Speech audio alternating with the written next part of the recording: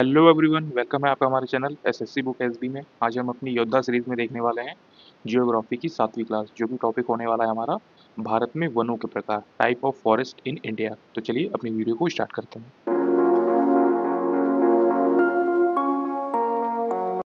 तो आइए देखते हैं भारत में वनों के प्रकार कौन कौन से वन भारत में पाए जाते हैं। इसमें पहला है प्राकृतिक वनस्पति से अभिप्राय पौधे के उन समुदाय से है जो लंबे समय तक बिना किसी बाहरी हस्तक्षेप के उगते हैं। ऐसी वनस्पतियों को वहाँ पाए जाने वाली मिट्टी और जलवायु से प्रभावित रहती है। तो आप इसे याद रखेंगे कि भारत में अलग अलग प्रकार से अलग अलग जगहों में कुछ एक विशेष प्रकार के वन पाए जाते हैं, और कैसे वन पाए जाते हैं तो वो हम इसमें नीचे जो लिखा है वो देखेंगे कि पहले नंबर पे आता है उष्णकटिबंधीय सदाबहार वन। तो ये एक प्रकार का वन है जो एक विशेष प्रकार की जगह पे पाया जाता है। फिर इसी तरह अगला प्रकार है उष्णकटिबंधीय मानसूनी या फिर पतझड़ वन। फिर तीसरा प्रकार है उष्णकटिबंधीय घास के मैदान। फिर चौथा प्रकार है मरुस्थलीय वनस्पति, जो कि मरुस्थलीय वाली जगहों पे ज़्यादातर पाई जाएंगी। फिर पांचवा प्रकार है मैनग्रोव के वन या फिर मैनग्रोव के जंगल। फिर छठवां प्रकार है पर्वतीय वन, या फिर भारत में वनों के प्रकार होते हैं। तो आप इस 6 के 6 प्रकार के वनों को याद रखेंगे। आइए अब देखते हैं भारत में वनों के प्रकार को कैसे डिफाइन करते हैं। तो पहला है भारत में वनों के प्रकार। भौगोलिक दृष्टि से भारत में पाए जाने वाले वनों के प्रकार निम्नलिखित से विभाजित हैं, जो मैंने आपको ऊपर बताया कि उष्णकटिबंधीय सदाबहार वन। आइए अब देखते हैं कि ये होते क्या हैं। तो पहला टॉपिक है हमारा उष्णकटिबंधीय सदाबहार वन। तो इसमें देखते हैं जिन क्षेत्रों में औसत वार्षिक तापमान 22 डिग्री सेंटीग्रेड तथा 200 सेंटीमीटर से अधिक होती है, वहाँ उष्णकटिबंधीय सदाबहार वन पाए जाते हैं।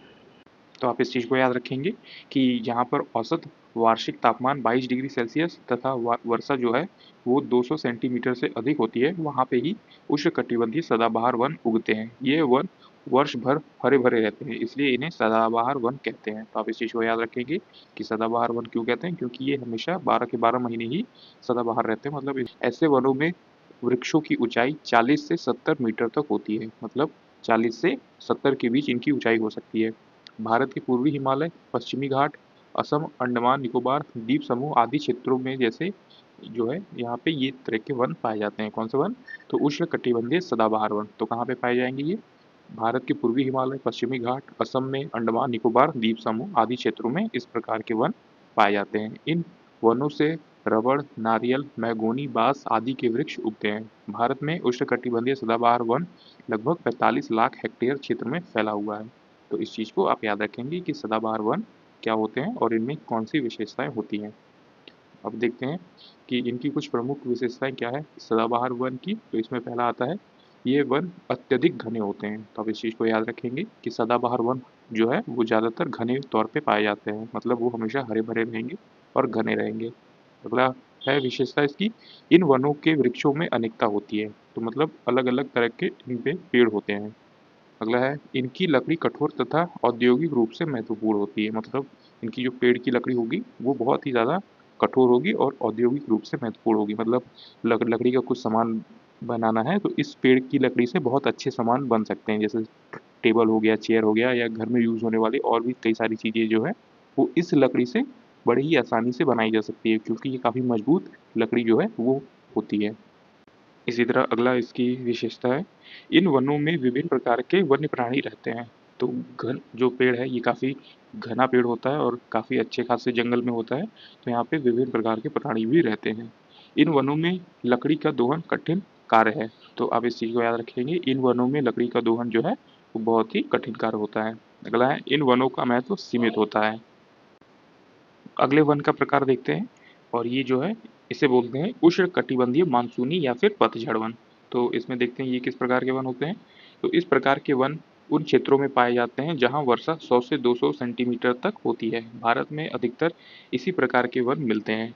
ये वन गर्मियों के प्रारंभ में अपनी पत्तियां गिरा देते हैं, इसलिए इन्हें मानसूनी या फिर पतझड़ वन कहा जाता है। ऐसे वन उत्तर भारत के जो है उत्तर प्रदेश, बिहार, झारखंड, पश्चिम बंगाल, उड़ीसा तथा पश्चिमी घाट के कुछ प्रमुख भागों में पाए जाते हैं। तो इस प्रकार के वन नॉर्थ इंडिया में ज़्यादातर देखने को हमें मिलते हैं। तो आप इस चीज़ को याद रखेंगे कि उष्णकटिबंधीय मानसूनी या फिर पतझड़ वन की क्या विशेषताएं होती हैं। अब देखते हैं इनकी कुछ प्रमुख विशेषताएं क्या होती है मानसूनी वन की। तो इसमें है मानसूनी वन की प्रमुख विशेषताएं हैं कुछ इस प्रकार से कि ये वन कम घने होते हैं, जैसे कि सदाबहार वन ज़्यादा घने होते हैं, तो जो मानसूनी वन है वो कम घने होते हैं। दूसरा है वृक्षों की लंबाई भी औसतन होती है, मतलब बहुत ज़्यादा लंबे भी नहीं होते और बहुत ज़्यादा छोटे भी नहीं होते इस प्रकार के वृक्ष।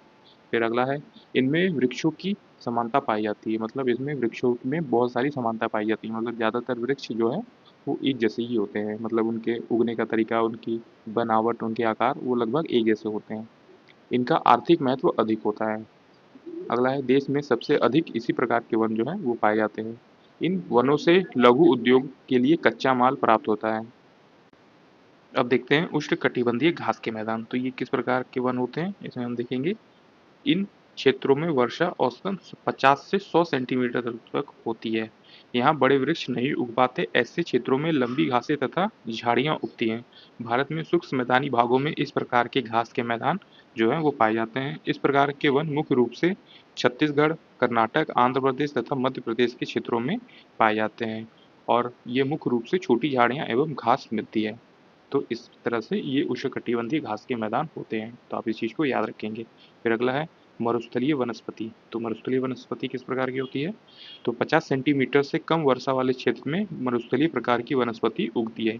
यहाँ की वनस्पति में कटीली झाड़ियाँ तथा मोटे छाल के पौधे उगते हैं। इन वनस्पतियों में पत्तों का अभाव होता है, मतलब कि यहाँ पे पत्ते बहुत ही कम होते हैं इस प्रकार की वनस्पति में, जिससे वाष्पीकरण कम होता है। छाल मोटे होने के कारण गर्मी में यह अपनी रक्षा कर पाते हैं। ऐसे वनों में नागफनी, बबूल, आंवला, खजूर तथा करील आदि के वृक्ष उगते हैं। भारत में कुछ मुख्य रूप से राजस्थान, मध्य प्रदेश, गुजरात, पश्चिम उत्तर प्रदेश के भागों में ये चीज़ें, मतलब कि ये मरुस्थलीय वनस्पति पाए जाते हैं। फिर अगला देखते हैं हमारा मैनग्रोव के वन। तो मैनग्रोव वन किस प्रकार के होते हैं? तो आइए देखते हैं कि इस प्रकार के वनों का सर्वाधिक विस्तार पश्चिम बंगाल के सुंदरवन का डेल्टा में पाया जाता है। समुद्र के खारे जल से वृक्षों की लकड़ी कठोर हो जाती है। इन वनों की लकड़ी का प्रयोग नाव बनाने के लिए मुख्य रूप से किया जाता है। इन वनों में पाए जाने वाले वृक्ष की छाल का प्रयोग चमड़ा पकाने तथा उन्हें रंगने की क्रिया में किया जाता है। इन वनों में मुख्य रूप से सुंदरी, मैंग्रोव, नारियल, गोरे, निभा आदि वृक्ष के हैं, जैसे गंगा तथा ब्रह्मपुत्र के डेल्टा में कई भाग में सुंदरी नामक वृक्ष पाए जाते हैं, इसलिए इस वन को सुंदर वन भी कहते हैं। तो आप इस चीज़ को याद रखेंगे कि मैनग्रोव वन जो है वो ज़्यादातर पश्चिम बंगाल के सुंदरवन डेल्टा में पाए जाते हैं, क्योंकि वहाँ पे पानी ज़्यादा है, इसलिए वहाँ के पानी में नमक पाया जाता है, इसलिए समुद्री जल से इनकी लकड़ियाँ कठोर हो जाती हैं, जिससे कि वहाँ के लोग इसका मुख्य रूप से नाव बनाने के प्रयोग में जो है वो करते हैं और इसकी वृक्षों की छाल का प्रयोग किया जाता है चमड़ा पकाने तथा उन्हें रंगने की प्रक्रिया में किया जाता है। इन वनों में मुख्य रूप से सुंदरी, मैनग्रोव, नारियल, गोरे निभा आदि वृक्ष होते हैं। अब अगला देखते हैं जो कि है पर्वतीय वन। तो पर्वतीय वन जो है वो कहाँ पे पाए जाते हैं? तो ये इन्हें मुख्य रूप से दो भागों में बांटा गया है, जैसा आप नीचे देख पा रहे हैं कि इन्हें मुख्य रूप से दो भागों में बांटा गया है। तो पहला भाग है हमारा पश्चिमी हिमालय के वन और दूसरा भाग है पूर्वी हिमालय के वन। तो पहला भाग हम देखते हैं कि क्या है। तो पहला भाग में आता है हमारा, इन प्रकार के वन जम्मू कश्मीर, हिमाचल प्रदेश, उत्तराखंड तथा उत्तर प्रदेश के कुछ भागों में पाए जाते हैं। यहाँ 1500 मीटर की ऊंचाई तक सदाबहार वनस्पतियाँ पाई जाती हैं। 1500 से 2500 मीटर तक शीतोष्ण कटिबंधीय वन मिलते हैं। ऐसे वनों की वृक्षों की जो पत्तियां हैं वो चौड़ी होती हैं। इनमें मुख्य रूप से देवदार, मैपल आदि के वृक्ष होते हैं। 2500 से 4500 मीटर की ऊंचाई तक कोड़धारी वन पाए जाते हैं, जिसमें फर, स्प्रूस, चीड़, ब्लू पाइन आदि के वृक्ष जो है वो इस तरह के वृक्ष पाए जाते हैं पश्चिमी हिमालय के वन में। अब इसी तरह पूर्वी हिमालय के वन देखते हैं। तो पूर्वी हिमालय के वन होते हैं पूर्वी हिमालय के तराई क्षेत्रों में 1500 मीटर तक की ऊंचाई तक सदाबहार वन जैसे साल, आम, सेमल, कदम इत्यादि के वृक्ष पाए जाते हैं। 1500 से 2700 मीटर तक की ऊंचाई तक वृक्ष मेपल, मैग्नोलिया तथा साल के वृक्ष पाए जाते हैं। 2700 से 3600 मीटर की ऊंचाई तक चीड़, देवदार आदि के वृक्ष पाए जाते हैं, जिनकी पत्तियां नुकीली तथा मोटी होती है। इसमें अधिक ऊंचाई पर सिल्वर, फॉर, जूनिपर, भोजपत्र, स्प्रूस आदि के वृक्ष जो है वो इस तरह के वृक्ष पाए जाते हैं। तो आप इस चीज़ को याद रखेंगे कि जो पर्वतीय वन है वो दो प्रकार की जगहों में पाए जाते हैं, जैसे कि पश्चिमी हिमालय के वन जो हैं वहाँ पे पाए जाते हैं और पूर्वी हिमालय के वन यहाँ पे पाए जाते हैं। तो आप इस चीज़ को दोनों को याद रखेंगे। अब देखते हैं कुछ वानिकी अनुसंधान तथा शिक्षा परिषद जो अलग अलग हमारे राज्यों में या फिर अलग अलग शहरों में मौजूद हैं। तो ये जो वानिकी अनुसंधान है, यहाँ से भी एग्जाम्स में क्वेश्चन देखने को मिलते हैं, तो आप इस चीज़ को भी याद रखेंगे कि वानिकी अनुसंधान किन किन राज्यों में मौजूद है।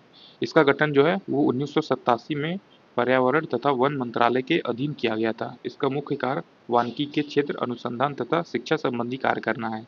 इसके अंतर्गत आप नीचे देख सकते हैं कि कौन कौन सी चीज़ें जो है वो कहाँ पे मौजूद है। जैसे पहला है वन अनुसंधान संस्थान, ये देहरादून में मौजूद है। फिर उसके बाद है सामाजिक वानिकी तथा पर्यावरण केंद्र, ये इलाहाबाद में मौजूद है। फिर है तीसरा शुष्क प्रदेश वानिकी अनुसंधान संस्थान, ये जोधपुर में है। फिर है वन उत्पादकता केंद्र, ये रांची में मौजूद है। फिर अगला है पांचवा वर्षा तथा आई पर्णपाती वन संस्थान, ये जोराहट में मौजूद है। फिर छठवा है शीतोष्ण वन अनुसंधान संस्थान, ये शिमला में मौजूद है।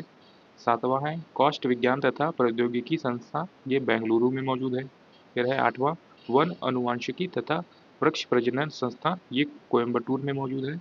फिर नौवां आता है उष्णकटिबंधीय वानिकी अनुसंधान संस्थान, ये जबलपुर में है। तथा वानिकी अनुसंधान तथा मानव संस्थान विकास, ये छिंदवाड़ा में है। तो आप इस चीज़ को भी याद रख सकते हैं। आता है हमारा इंडिया का ये मैप। यहाँ पे आप देख सकते हैं कि जो ग्रीन ग्रीन लाइन दिखाई दे रही है आपको, यहाँ पे जो है वो पेड़ मौजूद हैं और इन्हीं सब जगहों में बहुत ज़्यादा पेड़ जो हैं आप देख सकते हैं कि पाए जाते हैं। जैसे ये वाला हिस्सा हो गया, आप नीचे देख सकते हैं ये वाले हिस्से हो गए। तो इन्हीं जगहों पे हमारे भारत में काफ़ी ज़्यादा पेड़ हैं। जैसे कि आप ये वाला हिस्सा देख पा रहे होंगे, यहाँ बिल्कुल भी पेड़ नहीं है। तो यहाँ पे मरुस्थलीय वन प्रकार जो हैं वो पाए जाते हैं ज़्यादातर।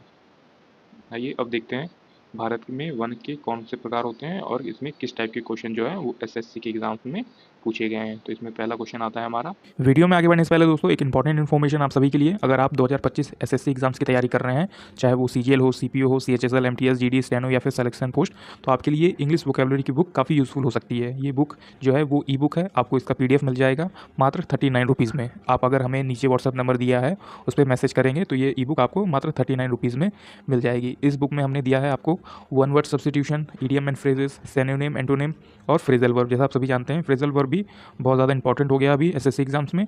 1 से 2 क्वेश्चन आपको इंग्लिश में फ्रेजल वर्ब से देखने को मिल जाएंगे। तो ये काफ़ी यूजफुल बुक होने वाली है। इसमें आप देख लीजिए कि आपको सभी चीज़ें जो है, सभी टॉपिक वो अल्फ़ाबेटिकल ऑर्डर में देखने को मिल जाएंगे और इसमें काफ़ी अच्छी खासी मात्रा में सभी टॉपिक हैं। तो आपको इसमें कोई भी ज़्यादा दिक्कत नहीं आएगी। इसमें आपको प्री और मेंस सभी तरीके के एग्जाम्स में रिलेटेड जो भी क्वेश्चन पूछे गए हैं वो सभी इसमें ऐड मिलेंगे। जैसा कि सिनोनिम, एंटोनिम आप देख सकते हैं, फ्रेजल वर्ब आप देख सकते हैं, ये भी अल्फ़ाबेटिकल ऑर्डर में जो है वो सभी दिया हुआ है। जैसा कि आप सभी ने देखा कि ये बुक हमारी मात्र 39 रुपीज़ में है। आप चाहें तो ये बुक आप हमसे व्हाट्सअप नंबर पे मैसेज करके ले सकते हैं, जो कि सिर्फ 39 रुपीज़ में आपको मिल जाएगी। ये काफ़ी यूज़फुल बुक है जो आपकी एसएससी एग्जाम्स में इंग्लिश वोकेबलरी वाले जो पोर्शन है उसको बहुत ही अच्छे से कंप्लीट कर सकती है। राष्ट्रीय वन नीति के अनुसार पर्यावरण की दृष्टि से देश में कम से कम कितने प्रतिशत क्षेत्र पर वनों का आवरण आवश्यक है। तो कम से कम 33% जो है वो पूरे देश में वन होने चाहिए। तो आपसे यही पूछा गया है कि राष्ट्रीय वन नीति के अनुसार जो पर्यावरण की दृष्टि से देखा गया है कि पूरे क्षेत्र पर कम से कम कितने प्रतिशत वन होने चाहिए। तो जो भारत का क्षेत्र है उस क्षेत्र का 33% जगहों पर वन होना चाहिए। अगला है केंद्र सरकार द्वारा वन नीति की घोषणा किस वर्ष में की गई थी। तो 1988 में किया गया था, 1988 में किया गया था केंद्र सरकार द्वारा नई वन नीति की घोषणा। अगला है भारतीय वन सर्वेक्षण विभाग का मुख्यालय कहाँ स्थित है। तो ये देहरादून में स्थित है। तो आप इस चीज़ को याद रखेंगे कि भारतीय वन सर्वेक्षण विभाग का मुख्यालय स्थित है देहरादून में। अगला है भारत में वन अनुसंधान संस्था कहाँ स्थित है।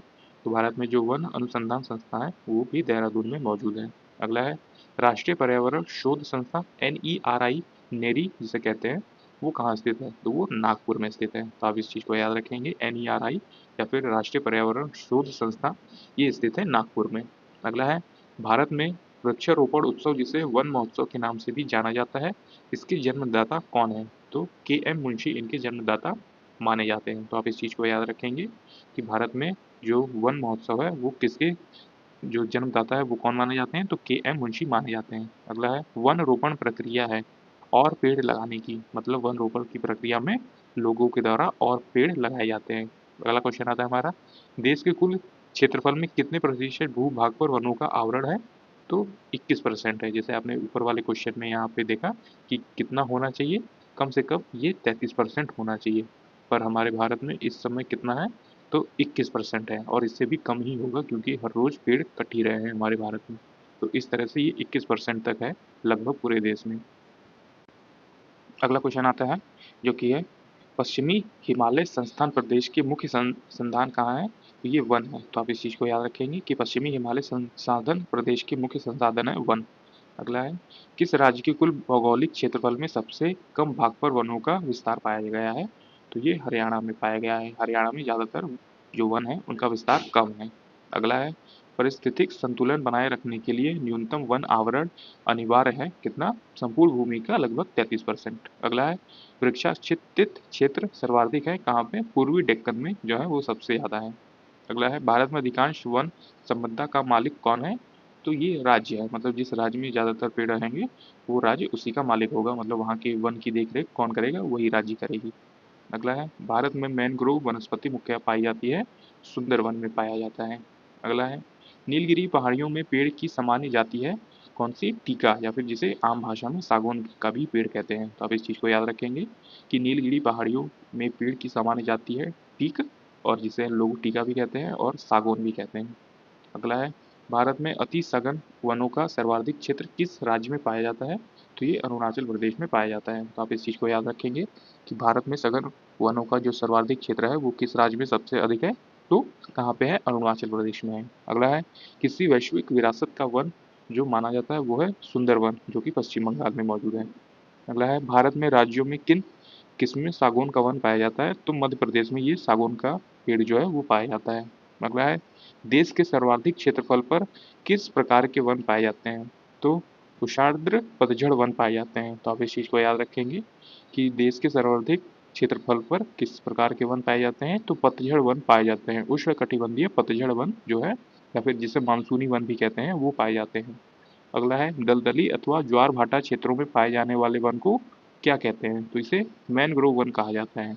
तो आप इस चीज़ को याद रखेंगे कि दलदली अथवा ज्वार भाटा जो आता है वहाँ के क्षेत्रों में पाए जाने वाले वन को कहते हैं मैनग्रोव के वन।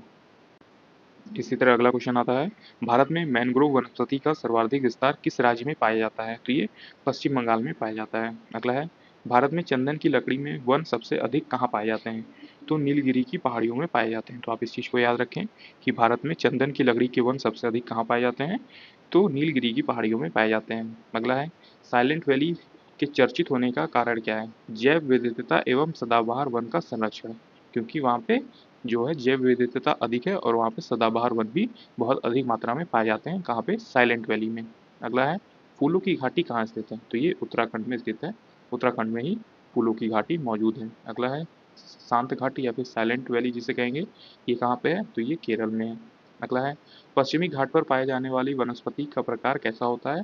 तो सदा हरित होते हैं, मतलब कि सदाबहार वन की जैसे होते हैं। यहाँ पे हर समय इनकी पत्तियाँ हरी भरी रहती हैं। अगला है, किन पहाड़ियों पर उष्णकटिबंधीय सदाबहार वन पाए जाते हैं? तो नीलगिरी पहाड़ियों पर ये प्रकार के वन पाए जाते हैं, उष्णकटिबंधीय सदाबहार वन, जहाँ मतलब 12 महीने तक ही इनकी पत्तियां हरी भरी रहेंगी, कभी जो है वो सूखे पेड़ नहीं दिखने को मिलेंगे आपको यहाँ पर। कौन सा राज्य शहतूत रेशम उत्पादित करता है? तो ये कर्नाटक राज्य जो है वो शहतूत रेशम उत्पादित करता है। अगला है, गंगा ब्रह्मपुत्र की डेल्टाई क्षेत्रों में किस प्रकार के वृक्ष की अधिकता के कारण इसे सुंदरवन कहा गया है? तो सुंदरी प्रकार के वन जो है वो पाए जाते हैं यहाँ पर। अगला है, भारत में चंदन की लकड़ी के लिए प्रसिद्ध राज्य कौन सा है? तो कर्नाटक है। तो आप इस चीज़ को याद रखेंगे, भारत में चंदन की लकड़ी के लिए प्रसिद्ध राज्य जो है वो कर्नाटक है। अगला है, तेंदुपत्ते का मुख्य उत्पाद राज्य है मध्य प्रदेश। तो तेंदुपत्ते का मुख्य उत्पाद राज्य जो है वो मध्य प्रदेश है। अगला क्वेश्चन आता है हमारा, भारत में जैव विविधता के ताप स्थल है पूर्वी हिमालय एवं पश्चिमी घाट।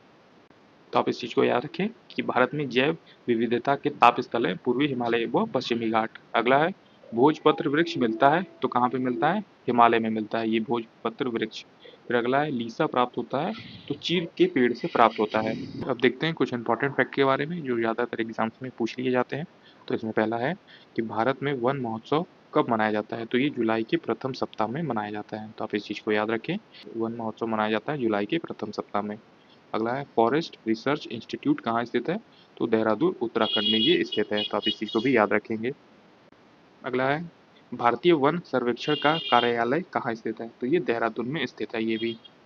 इसी तरह अगला आता है, चिक्कू आंदोलन का संबंध किससे है? तो वन के काटने के रोकने से है। तो आप इस चीज़ को याद रखेंगे कि चिक्कू आंदोलन हुआ था कि वो वन को काट रहे थे यहाँ, इसलिए वहाँ के गांव के लोग उस पेड़ से साथ चपक कर खड़े हो गए थे कि हमारे पेड़ को न काटे। तो यहीं से ये आंदोलन फेमस हुआ। तो चिपको आंदोलन का संबंध है पेड़ों को न काटने से। चिपको आंदोलन किसने चलाया? तो सुंदरलाल बहुगुणा ने इसे चलाया था। अगला है, केंद्र सरकार ने नई वन नीति की घोषणा किस वर्ष की थी? 1988 में किया था। अगला है, राष्ट्रीय पर्यावरण शोध संस्थान कहाँ है? तो नागपुर, जो कि महाराष्ट्र में मौजूद है, यहाँ पर है। अगला है, Indian institute of forest management की स्थापना कब और कहाँ की गई थी? तो 1988 में की गई थी और भोपाल में किया गया था। तो आप इस चीज़ को याद रखेंगे, जो कि एग्जाम्स में डायरेक्टली जो है क्वेश्चन बनते हैं। जैसे कि भारत में वन महोत्सव कहाँ पे मनाया जाता है? तो जुलाई में के प्रथम सप्ताह में मनाया जाता है, जुलाई में प्रथम सप्ताह में। अगला है, फॉरेस्ट रिसर्च इंस्टीट्यूट कहाँ स्थित है? तो देहरादून में है।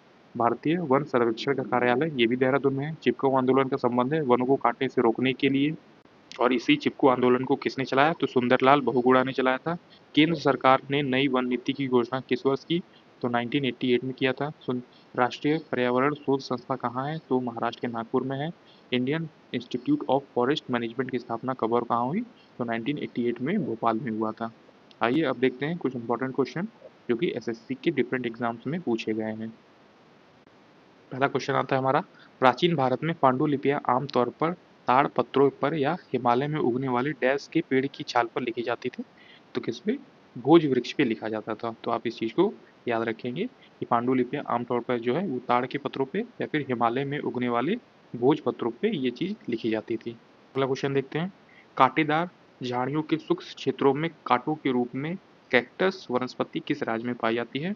तो ये राजस्थान में पाई जाती है। तो आप इस चीज को याद रखेंगे कि कांटेदार झाड़ियां जो है वो शुष्क क्षेत्रों में कांटे जैसे कैक्टस वनस्पतियां कहाँ पाई जाती हैं? तो वो राजस्थान में पाई जाती हैं। अगला है, निम्न में से कौन सी आर्द्र पर्णपाती वनों की मुख्य प्रजाति है? तो वो है चंदन। तो आप इस चीज को याद रखेंगे कि निम्न में से कौन सी आर्द्र पर्णपाती वनों की मुख्य प्रजाति होती है? तो वो चंदन होती है। अगला है, चंदन की लकड़ी भारत में किस प्रकार के वनों में पाई जाती है? तो उष्णकटिबंधीय पर्णपाती वन में ये पाई जाती है। तो आप इस चीज को याद रख लीजिए कि चंदन की लकड़ी भारत में किस प्रकार के वनों में पाई जाती है? तो उष्णकटिबंधीय पर्णपाती वन में पाई जाती है। अगला है, कोरिंगा एक सुंदर डैश वन है जहाँ गोदावरी बंगाल की खाड़ी के अप्रवाही जल से मिलती है। तो ये क्या है? तो option number A mangrove one है। तो आप इस चीज को याद रखेंगे कि कोरिंगा एक मैनग्रोव वन है। अगला क्वेश्चन देखते हैं, भारत में किन राज्यों में नालामल्ला वन श्रृंखला स्थित है? तो नालामल्ला वन श्रृंखला जो है वो स्थित है कहाँ पे?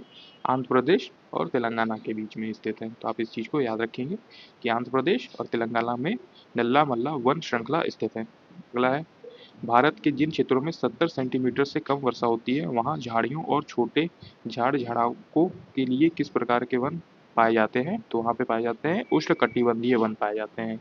आप इस चीज़ को याद रखेंगे कि जहाँ पे 70 सेंटीमीटर से कम वर्षा होती है वहाँ जो झाड़ियाँ होती हैं वो छोटे झाड़ों वाले किस प्रकार के वन पाए जाते हैं? तो उष्णकटिबंधीय वन पाए जाते हैं। अगला क्वेश्चन आता है हमारा, क्षेत्रफल की दृष्टि से भारत में किस प्रकार के सबसे अधिक वन पाए जाते हैं? तो मध्य प्रदेश में ये वन जो है वो ज़्यादातर पाए जाते हैं। तो आप इसे याद रखें कि क्षेत्रफल की दृष्टि से भारत के किस राज्य में सबसे अधिक वन पाए गए हैं? तो महाराष्ट्र का जो भी, मध्य प्रदेश का जो भी क्षेत्रफल है, option number B, Madhya Pradesh का जो भी क्षेत्रफल है वहाँ के हिसाब से वहाँ पे वन क्षेत्र सबसे अधिक है। अगला है, भारत में किस राज्य में सर्वाधिक वन है? तो option number B, Madhya Pradesh में ज़्यादातर वन पाए जाते हैं। अगला है, भारत के उष्णकटिबंधीय पर्णपाती वनों में पाए जाने वाले पेड़ों की सबसे प्रमुख प्रजाति निम्नलिखित में से कौन है? तो ऑप्शन नंबर ए, सागौन का पेड़। जैसे आप नीचे देख सकते हैं कि सागौन का पेड़ भारत के उष्णकटिबंधीय पर्णपाती वनों में पाए जाने वाले पेड़ों में सबसे प्रमुख प्रजाति है। उष्णकटिबंधीय पर्णपाती वन 70 से 200 सेंटीमीटर की वार्षिक वर्षा वाले क्षेत्र में पाए जाते हैं। ये वन बहुआयात में पाए जाते हैं, मतलब भारत में ज़्यादातर इसी प्रकार के वन जो है वो पाए जाते हैं। अगला क्वेश्चन देखते हैं, भारत में किस भाग में उष्णकटिबंधीय सदाबहार वन नहीं पाए जाते हैं? तो इसमें आपसे पूछा गया है कि ये सदाबहार वन नहीं पाए जाते हैं। तो पूर्वी घाट में ये सदाबहार वन जो है वो नहीं पाए जाते हैं। तो आप इस चीज़ को याद रखेंगे कि उष्णकटिबंधीय सदाबहार वन जो है वो पूर्वी घाट में नहीं पाए जाते हैं। ये पाए जाते हैं अंडमान निकोबार में, ये पाए जाते हैं पश्चिमी घाट में, ये पाए जाते हैं और उत्तर पूर्वी क्षेत्रों में ये पाए जाते हैं। लेकिन पूर्वी घाट में ये चीज़ें जो है सदाबहार वन जो है वो नहीं पाए जाते। अगला क्वेश्चन देखते हैं, निम्नलिखित में से भारत का कौन सा क्षेत्र उष्णकटिबंधीय सदाबहार वन से ढका हुआ है? तो कौन सा क्षेत्र है ये? तो ये पश्चिमी घाट जो है ये सदाबहार वन से ढका हुआ है। उष्णकटिबंधीय सदाबहार वन से ये क्षेत्र जो है वो ढका हुआ है। कौन सा क्षेत्र? पश्चिमी घाट। अगला क्वेश्चन आता है, उष्णकटिबंधीय पर्णपाती वन भारत में दक्षिणी पश्चिमी घाटों में पाए जाते हैं। इस प्रकार वनों को और किस प्रकार के रूप में जाना जाता है? तो इसे जाना जाता है शोला वन के नाम से इसे जाना जाता है। तो आप इस चीज़ को याद रखेंगे कि उष्णकटिबंधीय पर्णपाती वन को शोला वन के रूप में भी जाना जाता है। अगला है सुंदरी वृक्ष मुख्य रूप से निम्नलिखित में से किस राज्य में पाए जाते हैं?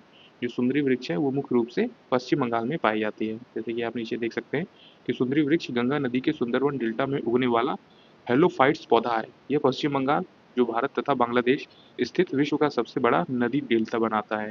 तो आप इस चीज़ को याद रखेंगे और यहाँ पे ही सुंदरी वृक्ष मिलते हैं। तो आप इसे याद रख लीजिए कि सुंदरी वृक्ष जो है वो पश्चिम बंगाल के क्षेत्र में पाया जाता है। अगला क्वेश्चन आता है हमारा, जो कि है पेड़ों की प्रसिद्ध प्रजाति सुंदरी डैश में पाई जाती है। तो कहाँ पे? मैनग्रोव वन में पाई जाती है सुंदरी। अगला क्वेश्चन है हमारा, भारत में सर्वाधिक क्षेत्र को किस प्रकार के वन आवृत करते हैं? तो ये उष्णकटिबंधीय पर्णपाती वन, मतलब कि भारत में किस प्रकार के वन जो है वो ज़्यादातर क्षेत्रों में पाए जाते हैं? तो वो है उष्णकटिबंधीय पर्णपाती वन जो है, जो ज़्यादातर क्षेत्रों में पाए जाते हैं। जैसे कि आप नीचे देख सकते हैं कि उष्णकटिबंधीय पर्णपाती वन भारत के सर्वाधिक क्षेत्र को छायादित करते हैं, मतलब ढके हुए हैं। इन्हें मानसूनी वन या फिर पतझड़ वन के नाम से भी जाना जाता है, जहाँ वार्षिक वर्षा 70 से 200 सेंटीमीटर तक होती है और जो तापमान है वो 24 से 27 डिग्री सेल्सियस तक होता है और 80% तक आर्द्रता होती है। तो ये आप इसे याद रख लीजिए कि भारत में जो ज़्यादातर क्षेत्र हैं वहाँ पे इसी प्रकार के वन पाए जाते हैं। अगला है, निम्नलिखित में से कौन सा वन उत्पाद नहीं है? तो ऑप्शन नंबर डी मिट्टी का तेल। तो मिट्टी का तेल किसी भी तरह से यूज़ नहीं होता किसी भी पेड़ को लगाने में। तो आप इस चीज़ को याद रखेंगे कि मिट्टी का तेल जो है वो किसी भी वन उत्पाद में जो है प्रयोग नहीं किया जाता। अगला है, निम्नलिखित में से किस राज्य में मैनग्रोव वन का सबसे अधिक क्षेत्र पाया जाता है? तो ऑप्शन नंबर डी पश्चिम बंगाल में ज़्यादातर ये मैनग्रोव के वन जो हैं वो पाए जाते हैं। तो आप इस चीज़ को याद रख लीजिए कि भारत में मैनग्रोव के वन ज़्यादातर किस क्षेत्र में पाए गए हैं? तो ये पश्चिम बंगाल के क्षेत्र में पाए गए हैं। तो जैसे आप नीचे देख सकते हैं कि मैनग्रोव क्षेत्र 4,975 वर्ग किलोमीटर में फैला हुआ है, जो देश के कुल हिस्से के भौगोलिक क्षेत्र का 0.15% मौजूद है। तो आप बंगाल के क्षेत्र में या फिर पश्चिम बंगाल के क्षेत्र में देखेंगे तो वहाँ पे मैनग्रोव के वन ज़्यादातर आपको देखने को मिलेंगे। अगला क्वेश्चन आता है हमारा, भारत के कौन से राज्य में अधिकतम संख्या में ऑर्किड होते हैं? तो ऑर्किड क्या होता है कि एक प्रकार का फूल है, जैसे कि आप अभी स्क्रीन पे देख पा रहे होंगे, तो इसी को ऑर्किड फूल भी कहते हैं। तो ये ज़्यादातर सिक्किम में पाए जाते हैं। तो आप इस चीज़ को याद रखेंगे कि ये ज़्यादातर सिक्किम में पाया जाता है। जैसे आप नीचे देख पा रहे होंगे कि ऑर्किड जो है वो वनस्पति जगत का एक सुंदर पुष्प है। भारतीय सर्वेक्षण के दौरान जो है इसकी ऑर्किड की प्रथम व्यापक जनगणना 2019 में किया गया था और ये जब से ये जो है ऑर्किड प्रजाति सबसे अधिक संख्या में अरुणाचल प्रदेश 612, सिक्किम 560 तथा पश्चिम बंगाल के दार्जिलिंग हिमालय में पाई जाती है। ये 2019 की जो है वो रिपोर्ट के अनुसार है और अभी जो 2025 का रिपोर्ट आएगा तो उसमें ये संख्या काफ़ी बड़ी हुई हो सकती है। तो आप इस चीज़ को याद रख लीजिए। हालांकि भारत में अधिकतम संख्या में ऑर्किड का उत्पादन सिक्किम राज्य में होता है, पर मेनली जो ऑर्किड का उत्पादन होता है वो ज़्यादातर सिक्किम में होता है। तो आप इस चीज़ को याद रखेंगे कि ऑर्किड जो है भारत के किस राज्य में अधिकतम संख्या में पाए जाते हैं? तो ये सिक्किम में ज़्यादातर पाए जाते हैं। अगला है, निम्नलिखित में से कौन उष्णकटिबंधीय पतझड़ी पौधा है जो दक्कन के पठार की विशेषता है? तो आइए आज का हमारा दोस्तों लास्ट क्वेश्चन है। तो ऑप्शन नंबर सी जो है चंदन का पेड़ या फिर चंदन का वृक्ष, तो ये आपका राइट आंसर हो जाएगा ऑप्शन नंबर सी। तो आप इस चीज़ को याद रखेंगे कि कौन सा उष्णकटिबंधीय पतझड़ी पौधा है जो दक्कन के पठार की विशेषता है, मतलब कि दक्कन के पठार जो हमारा साउथ इंडिया है वहाँ की कौन से उष्णकटिबंधीय पतझड़ी पौधा जो है वो चंदन का पेड़ होता है। अगर दोस्तों आपने हमारी यहाँ तक वीडियो देख ली है तो हमारी इस वीडियो को एक लाइक ज़रूर कर दीजिएगा अगर आपको ये वीडियो पसंद आई, और हमारे चैनल एसएससी बुक एसबी को भी ज़रूर सब्सक्राइब कर लीजिएगा। हम ऐसे ही यूज़फुल वीडियो लेके आते रहते हैं जो आपके एग्जाम्स में आपकी काफ़ी हेल्प करेगी। तब तक पढ़ते रहिए और हमेशा अपने लक्ष्य की तरफ आगे बढ़ते रहिए।